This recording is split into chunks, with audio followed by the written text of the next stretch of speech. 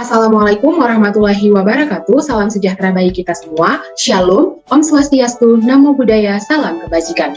Perkenalkan, kami dari kelas ABT 2C Pagi, khususnya dari kelompok 1. Dengan saya sendiri, Sania Christine Berubangun, dengan NIM 4122001077, dan rekan saya, Saya Grace Tabita Sabrina dengan NIM 41220001061. Saya Dea Ananda Saputri dengan NIM 412201066. Saya Dia Fadil Hitoma dengan NIM 41220001072. Saya Winda Kalodina Chandra dengan NIM 4122001083. Nama saya Fitra Ramadan Aziz dengan NIM 41220001091. kami merupakan mahasiswa dari Politeknik Negeri Batam, jurusan Manajemen Bisnis, Prodi Administrasi Bisnis Rapat. Pada kesempatan kali ini, kami akan mempresentasikan hasil diskusi kelompok kami untuk tugas akhir dari mata kuliah kesekretariatan. Materi yang akan kami bahas yaitu mengenai korespondensi bisnis dan surat niaga pada PT Galik Binamada, Surabaya. Di era globalisasi seperti sekarang ini, transaksi bisnis antara penjual dan pembeli dapat dilakukan dengan mudah tanpa terhalang jarak dan waktu. Transaksi bisnis dapat dilakukan dengan dua cara, yaitu secara lisan dan tulisan. Khusus pada pembahasan kali ini, kita akan membahas mengenai transaksi bisnis secara tulisan. Transaksi bisnis yang terjadi antara penjual dan pembeli disebut sebagai korespondensi bisnis, dan media tulis yang digunakan untuk melakukan transaksi disebut sebagai surat niaga. Apa itu korespondensi bisnis dan apa itu surat niaga? Mari kita bahas. Pertama, kita akan membahas mengenai dasar-dasar korespondensi. Yang pertama adalah pengertian komunikasi. Komunikasi merupakan proses penyampaian informasi dari satu pihak kepada pihak yang lain. Komunikasi memiliki 5 unsur, yaitu komunikator, message, sign, komunikan, and feedback.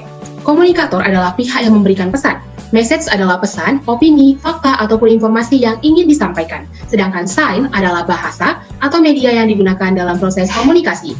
Lalu selanjutnya adalah komunikan. Komunikan merupakan pihak yang akan menerima pesan. Dan yang terakhir adalah feedback. Feedback merupakan umpan balik dari penerima pesan atau komunikan terhadap proses komunikasi yang telah dilakukan. Lalu, apa itu korespondensi? Korespondensi yaitu kegiatan surat menyurat antara individu dengan individu, individu dengan organisasi, dan organisasi dengan organisasi lainnya.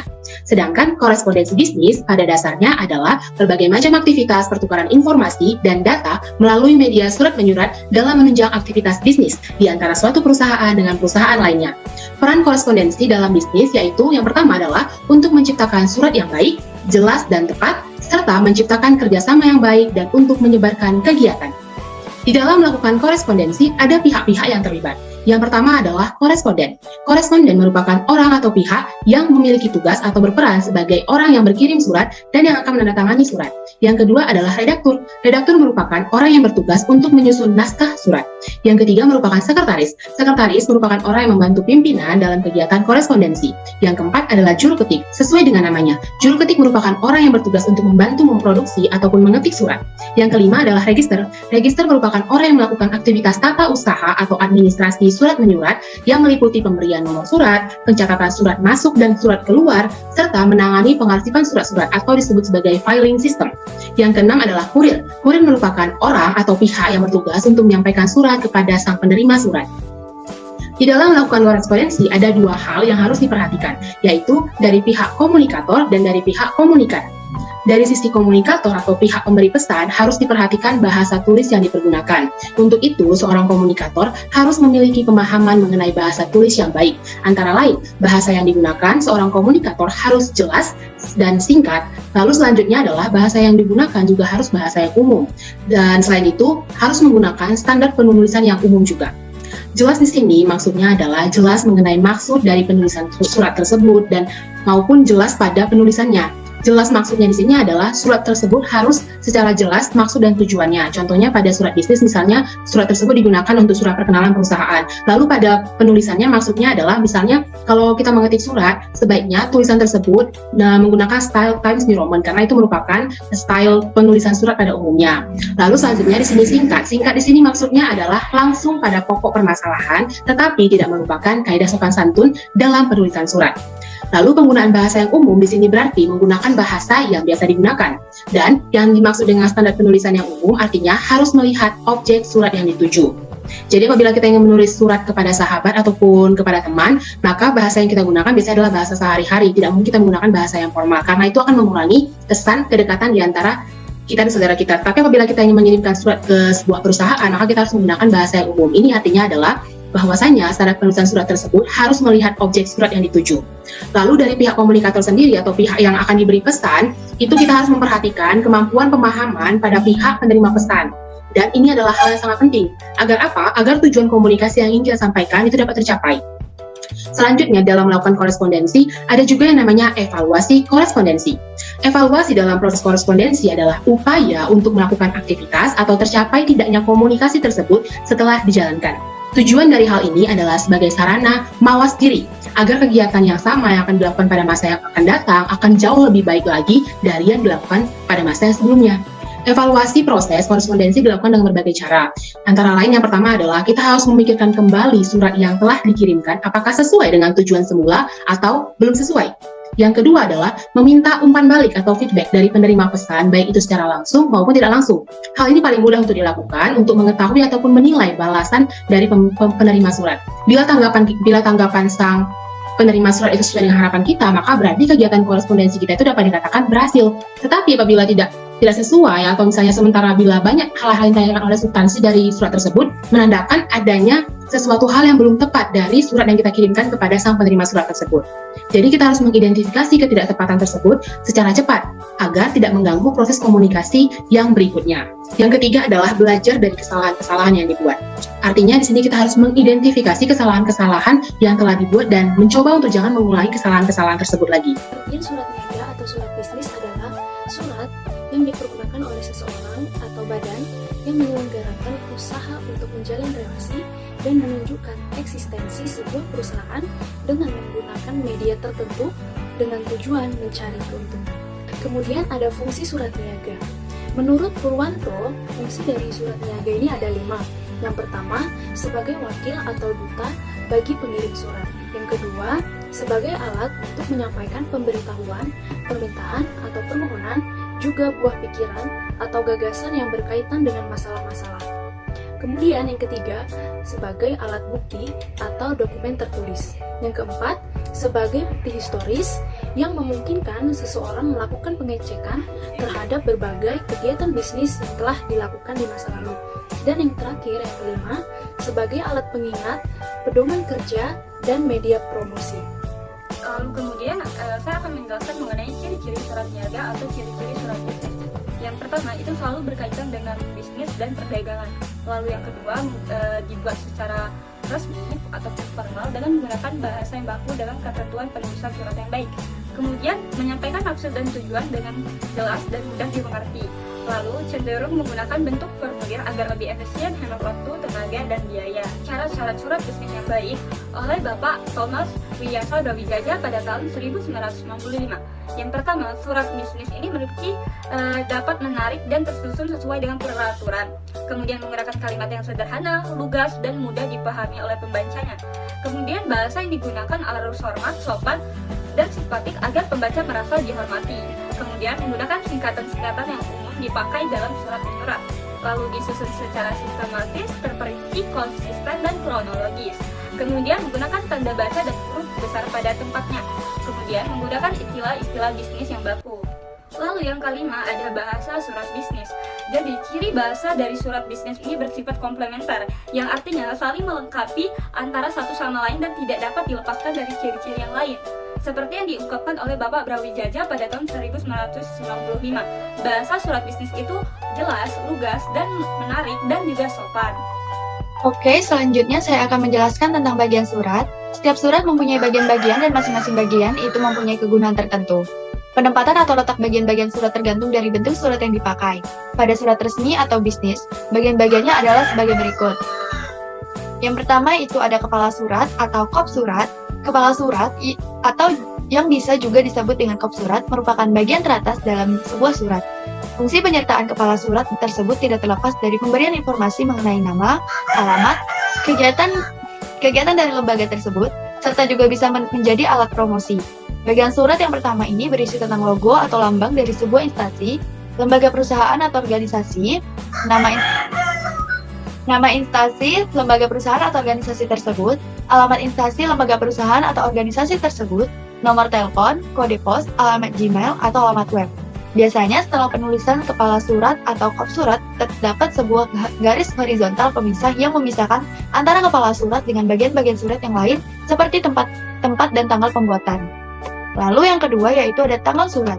Tanggal surat berfungsi memberitahukan kepada penerima surat kapan surat ini ditulis. Sebagaimana diketahui, pengiriman surat kadang-kadang cepat sampai ke tujuan, tetapi kadang-kadang juga lambat. Dengan tercantumnya tanggal surat, penerima akan mengetahui beberapa lama surat itu dalam perjalanan. Lalu yang ketiga ada nomor, lampiran, dan hal atau perihal. Kata nomor, lampiran, dan hal ditulis dengan diawali huruf kapital dan diikuti dengan titik 2 yang ditulis secara berurutan ke bawah. Penulisan kata lampiran hanya diperlakukan apabila ada berkas yang dilampirkan dalam surat tersebut. Terus yang keempat, nama dan alamat yang dituju. Tulislah nama dan alamat yang dituju serta kata sapaan dan gelar akademis maupun non-akademis secara benar ejaannya. Lalu yang kelima, salam pembuka dan paragraf pembuka. Salam pembuka merupakan sapaan penghormatan yang dilakukan oleh pengirim pesan kepada pihak lain sebelum penyampaiannya. Lalu yang keenam ada isi surat. Isi surat merupakan inti surat yang ingin disampaikan oleh pengirim kepada penerima surat. Secara garis besar, isi surat mencakup 3 hal penting yaitu paragraf pembuka, paragraf isi, dan paragraf penutup. Lalu yang ketujuh, salam penutup dan paragraf penutup. Surat yang baik memerlukan salam penutup sebagai suatu ungkapan sikap respek atau hormat, sopan atau etika berkirim surat. Lalu yang kedelapan, tanda tangan nama jelas dan jabatan. Surat dinas dan surat bisnis dianggap sah jika ditandatangani oleh pejabat yang berwenang, yaitu pimpinan suatu instansi, lembaga atau organisasi. Serta surat ditandatangani nama pengirim dan jabatan perlu juga dicantumkan dalam surat tersebut.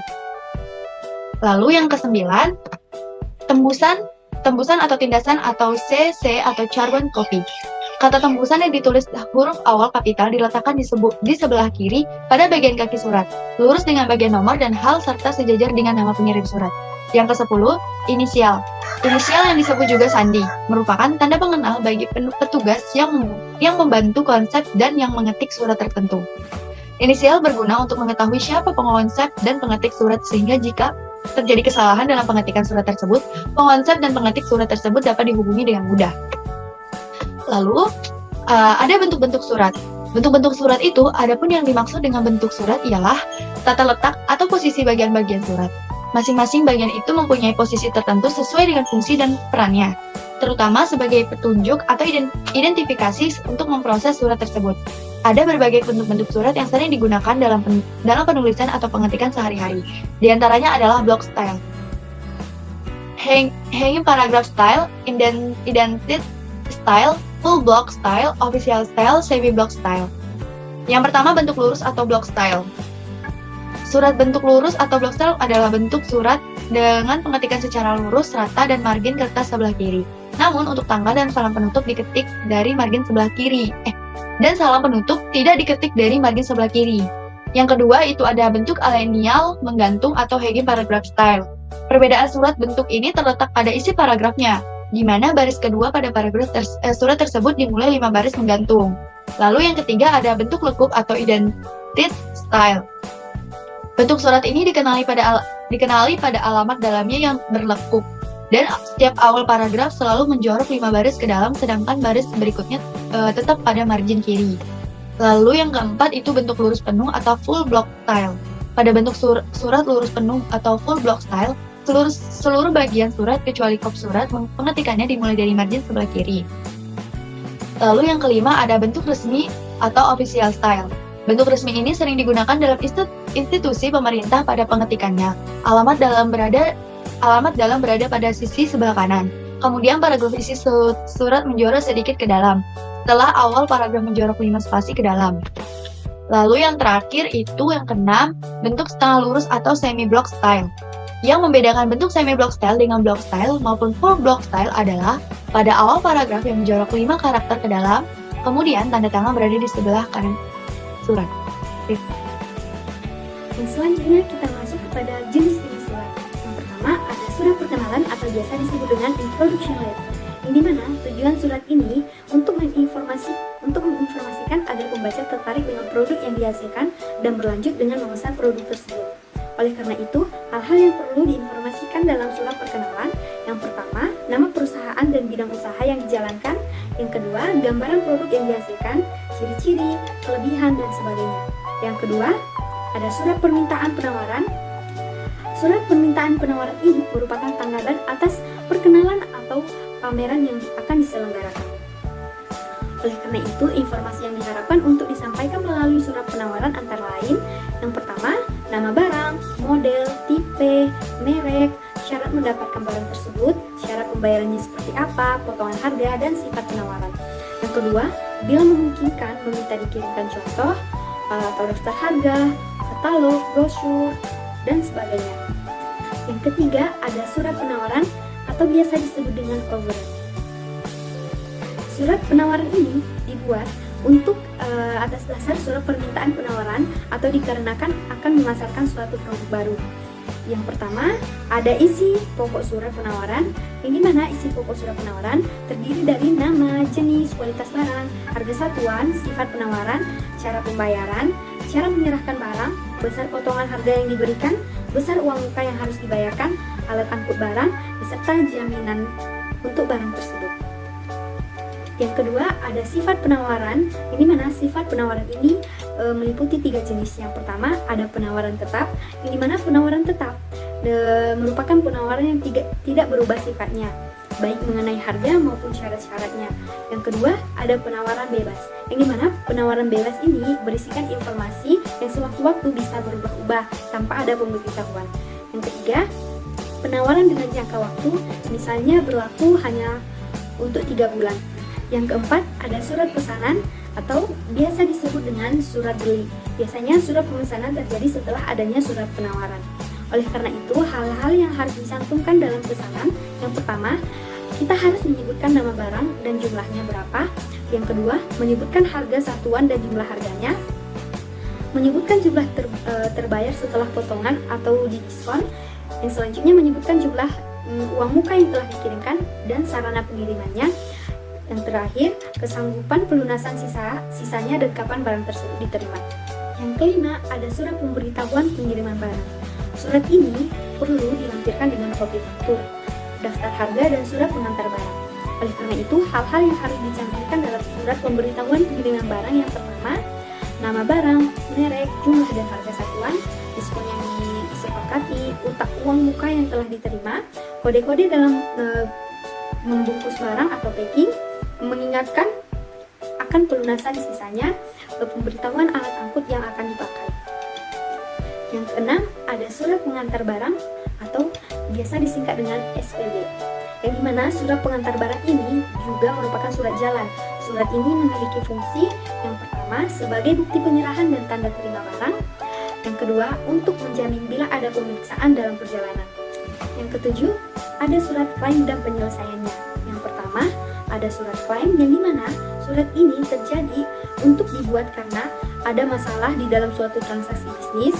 Oleh karena itu, beberapa hal yang menjadi penyebab terjadinya klaim tersebut. Yang pertama, mungkin saja terjadi karena keterlambatan pengiriman barang, barang pesanan tidak sesuai dengan contoh yang dikirimkan atau kualitasnya tidak bagus. Yang ketiga, barang-barang pesanan yang dipesan telah rusak atau cacat. Yang keempat, jumlah yang dipesan kurang atau tidak lengkap. Yang kelima, merek berbeda dengan yang dipesan. Hal-hal yang di atas dapat mengakibatkan timbulnya tuntutan atau klaim, misalnya seperti membatalkan pesanan, meminta ganti rugi, meminta potongan harga, barang diminta dibuka, atau minta tambahan barang sesuai dengan kekurangan barang tersebut. Yang kedua, ada syarat-syarat pengajuan klaim. Untuk mengajukan klaim, kita harus melakukannya secara berhati-hati sehingga tidak terjadi kesalahan. Oleh karena itu, harus diselidiki terlebih dahulu dan data-datanya juga harus mendukung dan dipersiapkan secara lengkap, tidak hanya bersifat emosional saja. 8. Ada surat penyelesaian klaim, yang dimana bila terjadi sesuatu klaim, tindakan yang seharusnya kita lakukan, yang pertama, dimana kita harus menyelidiki kebenaran tuntutan, tidak boleh emosional. Kalau memang benar, diselesaikan secara musyawarah. Kalau tidak benar, perlu memberikan penjelasan dan alasan yang tepat. Dan ada surat tagihan dan jawabannya. Yang pertama, surat tagihan. Tagihan terjadi karena pihak pemesanan tidak melakukan pembayaran sesuai dengan kesepakatan. Yang kedua, jawaban surat tagihan, yang dimana ada beberapa hal yang disampaikan untuk menjawab surat tagihan. Yang pertama, mengakui kelainan. Yang pertama, mengakui kelainan dengan menyampaikan alasannya dan kesanggupan serta menyelesaikan kewajiban. Yang kedua, mengakui kelalaian dan menyampaikan alasan namun meminta diberikan waktu untuk menunda pembayaran. Yang ketiga, selesai melakukan pengecekan, menyampaikan bahwa faktur tersebut sesungguhnya telah dilunasi dan mengirimkan bukti-bukti pelunasan faktur itu. 10. Ada surat pesanan secara kredit, yang dimana apabila penjualan akan memberikan kredit kepada calon pembeli, biasanya ada beberapa persyaratan yang harus diperhatikan. Yang pertama, bagaimana kemampuan calon pembeli dalam hal keuangan berupa penghasilan per bulan. Yang kedua, ada karakter calon pembeli. Yang ketiga, jaminan yang dimiliki. Yang keempat, berapa uang muka yang akan dibayarkan. Yang ketiga, referensi bank dan perorangan yang bergerak di bidang bisnis. 11. Ada surat permintaan referensi dan tanggapannya. Yang pertama, ada surat referensi, yang dimana surat referensi adalah surat yang berisikan penilaian pihak ketiga kepada pihak pertama tentang bonafide tidaknya seorang atau badan usaha beserta organisasi. Yang kedua, jawaban referensi. Bila ada permintaan referensi, biasanya akan segera dijawab agar tidak menghambat kegiatan perdagangan. Yang selanjutnya ada surat penagihan pembayaran barang, yang dimana surat penagihan adalah surat yang dibuat dan dikirimkan oleh penjual kepada pembeli dikarenakan pembeli sampai batas waktu yang ditentukan atau disepakati belum juga membayar untuk melunasi kewajibannya. 14. Pengiriman pembayaran. Adapun isi pokok dari surat ini, yang pertama, hubungan dengan surat pesanan dan pemberitahuan pengiriman barang. Yang kedua, menyebutkan jumlah uang yang sudah dibayarkan. Yang ketiga, penjelasan mengenai cara pembayaran. Yang keempat, ada lampiran bukti pembayaran. Dan yang terakhir, apabila tidak bisa membayar secara penuh, kemukakan alasannya dengan tepat. Oke, baiklah, di sini saya akan menjelaskan sejarah singkat tentang PT Galik Bina Mada. Perusahaan ini didirikan pada tahun 1971. PT Galik Bina Mada cabang Surabaya adalah perusahaan yang mendistribusikan bahan-bahan pewarna, bahan kimia dan adiktif untuk industri tekstil di Indonesia. Dan yang kedua adalah lokasi PT Galik Bina Mada. Lokasi ini berada di Kompleks Pergudangan BES Jaya, Jalan Raya Manukan, Wetan nomor 24, Blok B, nomor 1 sampai dengan 2 Surabaya. Dan yang ketiga adalah logo perusahaan PT Galik Bina Mada.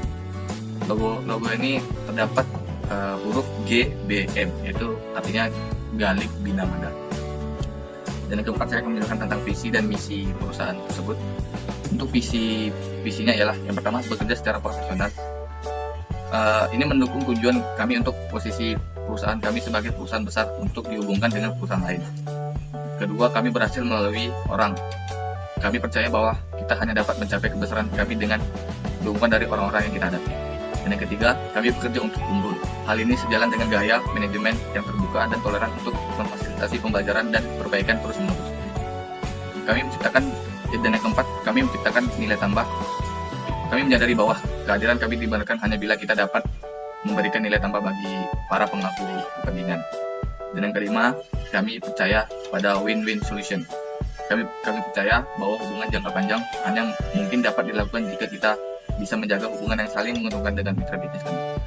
Dan misinya ialah untuk diakui sebagai pemasok kunjungan yang handal dalam perusahaan untuk meningkatkan nilai bagi pemegang saham kami. Mungkin itu. Baik, telah dijelaskan oleh rekan saya sebelumnya mengenai sejarah singkat, logo, visi misi yang dimiliki oleh PT Galik Bina Mada Surabaya. Maka selanjutnya saya akan menjelaskan mengenai bidang usaha yang dijalankan oleh PT Galik Bina Mada Surabaya. Jadi PT Galik Bina Mada Surabaya ini merupakan perusahaan yang jenis kegiatan usahanya itu adalah sebagai distributor atau sales agent pada barang-barang cat atau coating, makanan dan kosmetik, dan kertas juga kulit. Sebenarnya masih terdapat beberapa jenis barang yang dijual ataupun diproduksi oleh PT Galik Bina Mada Surabaya ini.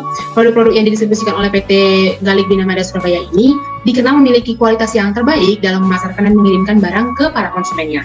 Untuk struktur organisasi yang dimiliki oleh perusahaan ini dalam melakukan kegiatan operasional dapat kita lihat di PowerPoint, dan setiap bagian-bagian dari kedudukan posisi pada perusahaan tersebut memiliki fungsi masing-masing yang bertujuan untuk membantu atau menunjang kelancaran proses operasional perusahaan. Selain itu, PT Galik Bina Mada Surabaya juga menggunakan beberapa surat niaga dalam melakukan kegiatan bisnis. Yang pertama ada yang namanya surat delivery order, lalu surat penawaran, faktur, dan surat jalan. Untuk prosedur pengiriman surat dapat kita lihat pada bagian yang terdapat di PowerPoint. Proses pengiriman surat dimulai dari penyusunan konsep yang dilakukan oleh bagian administrasi dan hal tersebut berdasarkan perintah dari pimpinan. Lalu setelah konsepnya selesai ditulis, maka akan diketik konsep tersebut di kertas, kita bisa sebut sebagai kertas coret-coret. Lalu setelah kertas coret-coret atau surat yang akan diketik secara resmi tersebut disetujui oleh pimpinan, maka surat tersebut dapat kembali diketik oleh bagian administrasi di kertas berkop. Lalu selanjutnya setelah diketik, maka akan diajukan kepada pimpinan untuk ditandatangani sebagai bukti bahwasanya surat tersebut diketahui oleh pimpinan. Lalu selanjutnya itu, bagian administrasi akan melakukan stempel terhadap surat tersebut untuk menjadi bukti bahwasanya surat tersebut berasal dari PT Galik Bina Mada Surabaya sebagai bukti penguat bahwasanya surat tersebut memang asli dari perusahaan tersebut. Lalu akan digandakan ataupun difotokopi. Hal ini sebenarnya bertujuan untuk bagian pengarsipan perusahaan. Setelah selesai distempel, maka akan dimasukkan ke dalam amplop dan akan dimasukkan ke dalam pembukuan buku ekspedisi dan tanda terima. Setelah itu akan diserahkan ke bagian pengiriman untuk dikirimkan beserta buku ekspedisi dan tanda terima ke perusahaan yang dituju. Lalu permasalahan apa sebenarnya yang terjadi pada PT Galik Bina Mada Surabaya ini mengenai korespondensi bisnis dan juga surat niaganya? Kesalahan pertama dapat kita lihat pada surat delivery order, terdapat juga di PowerPoint. Untuk contohnya, untuk gambarnya, berdasarkan contoh surat tersebut dapat kita lihat bahwasanya penulisan kepala surat tidak sesuai dengan format surat resmi. Seharusnya kepala surat itu ditulis sebagai berikut. Kata PT itu tidak perlu, P titik T titik itu tidak perlu, tapi cukup PT titik Galik Bina Mada Surabaya. Lalu untuk JL itu sebenarnya boleh disingkat boleh tidak, tetapi sebaiknya jangan disingkat, lebih baik dipanjangkan saja menjadi kata jalan. Lalu surat yang salah selanjutnya itu terdapat pada surat penawaran. Dapat teman-teman lihat juga pada PowerPoint contoh ataupun gambaran surat penawaran dari perusahaan tersebut, di mana dari surat tersebut dapat kita koreksi atau dapat kita lihat terdapat beberapa kesalahan. Yang pertama, yang sangat jelas adalah surat tersebut tidak diberi nomor surat, dan hal ini merupakan hal yang bisa dibilang kesalahan yang fatal karena nomor surat itu penting untuk digunakan dalam kegiatan pengarsipan. Nomor surat itu adalah hal yang penting dalam korespondensi dan kearsipan, karena kalau tidak ada nomor surat, maka bagian pada saat pengarsipan kita akan sulit untuk menemukan surat itu kembali apabila dibutuhkan. Maka dari itu, nomor surat yang dicantumkan pada surat itu digunakan untuk atau bertujuan untuk memudahkan dalam menemukan kembali arsip surat jika nanti sewaktu-waktu surat tersebut dibutuhkan. Lalu dengan hormat, kata dengan hormat di sini salah di huruf H-nya. Huruf H tidak perlu ditulis dengan huruf besar, tapi cukup ditulis dengan huruf kecil karena huruf H di sini bukan merupakan huruf pertama dalam sebuah kalimat. Lalu terdapat kata ganti saya. Kata ganti saya ini seharusnya tidak boleh karena itu kan surat perusahaan. Jadi seharusnya diganti menjadi saya ini menjadi kami karena surat tersebut bukan mewakili pribadi tetapi mewakili perusahaan. Lalu pada salam penutup kata-kata yang digunakan adalah kata-kata yang tidak baku dan seharusnya diganti kata-kata tersebut menjadi demikian surat penawaran kami. Terima kasih atas perhatian dan kerjasama saudara. Jangan menggunakan kalimat penutup seperti yang terdapat pada surat penawaran PT perusahaan tersebut. Lalu pada salam hormat seharusnya itu bukan hormat saya. Kembali lagi bahwasanya surat tersebut merupakan surat perusahaan, bukan surat pribadi. Jadi seharusnya adalah hormat kami karena mewakili nama perusahaan, bukan nama pribadi. Lalu selanjutnya, di bawah jabatan itu seharusnya tidak perlu lagi diberi nama perusahaan. Karena kan di kepala surat sudah diberikan petunjuk nama perusahaan. Lalu sebenarnya apa yang menyebabkan terjadinya permasalahan ataupun kesalahan pada kedua surat tersebut? Yang pertama bisa kita lihat bahwasanya pengolahan korespondensi kurang mendapat perhatian yang baik dari pimpinan perusahaan. Bisa jadi pimpinan mungkin hanya memerintahkan bagian administrasi untuk membuat konsep surat lalu diberikan kepada pimpinan, tetapi pimpinan tidak mengoreksi lalu hanya langsung menyetujui dan setelah selesai diketik di surat yang berkop langsung ditandatangani tanpa dicek ulang, sehingga itu menyebabkan terjadinya kesalahan. Lalu selanjutnya adalah kebiasaan menunda pekerjaan yang dilakukan oleh bagian administrasi dari PT Galik Bina Mada Surabaya, sehingga karena terburu-buru mengakibatkan terdapat beberapa kesalahan. Lalu selanjutnya, hal yang paling utama faktor terjadinya kesalahan tersebut adalah tidak adanya pedoman mengenai korespondensi yang baik yang diberikan kepada bagian administrasi, sehingga hal tersebut membuat bagian administrasi sering melakukan kesalahan. Dari kesalahan-kesalahan tersebut pasti memunculkan beberapa akibat yang dirasakan oleh perusahaan. Yang pertama, pada saat menangani surat delivery, sering terjadi kesalahan sehingga hasilnya menjadi berantakan. Dan penulisan surat juga tidak sesuai dengan format surat resmi delivery order atau surat jalan. Lalu, yang kedua, pada saat pengarsipan karena tadi tidak ada nomor surat, menjadi membuat bagian administrasi mengalami kesulitan dalam melakukan pengarsipan. Lalu selanjutnya, walaupun terdapat beberapa kesalahan ataupun hal yang menyebabkan terganggunya kegiatan operasional perusahaan pada bagian surat menyurat atau korespondensi bisnis, tetapi sebenarnya permasalahan ini masih dapat diselesaikan. Yang pertama, dengan cara memperbaiki kesalahan korespondensi yang sering terjadi supaya kegiatan bisnis menjadi lancar dan pembaca surat tersebut juga tertarik untuk melakukan kegiatan bisnis dan melakukan kerjasama dengan PT Galik Binamada Surabaya. Selanjutnya yang kedua adalah harus memahami terlebih dahulu bagaimana sebenarnya penulisan korespondensi yang baik agar customer membaca surat itu dapat mengerti dengan jelas dan surat tidak menjadi berantakan. Lalu yang ketiga adalah untuk penulisan daftar rincian barang seharusnya lebih baik dibuat dalam bentuk kolom agar terlihat lebih rapi. Saran yang selanjutnya atau penyelesaian yang selanjutnya dapat dilakukan mungkin pada saat perekrutan karyawan. Sebaiknya pimpinan itu pada saat melakukan perekrutan karyawan, pada saat sudah direkrut, melakukan pelatihan kepada bagian administrasi dalam melakukan atau pelaksanaan tentang korespondensi dan surat menyurat. Dengan adanya pelatihan itu, maka korespondensi yang ada di perusahaan dapat berjalan dengan baik tanpa terjadi kesalahan. Lalu yang kedua, pada perekrutan pegawai juga jika diperlukan, perusahaan seharusnya merekrut para pegawai yang memang benar-benar ahli di bidang bagian administrasi, karena permasalahan di sini berhubungan dengan bagian surat menyurat yang berhubungan dengan bagian administrasi.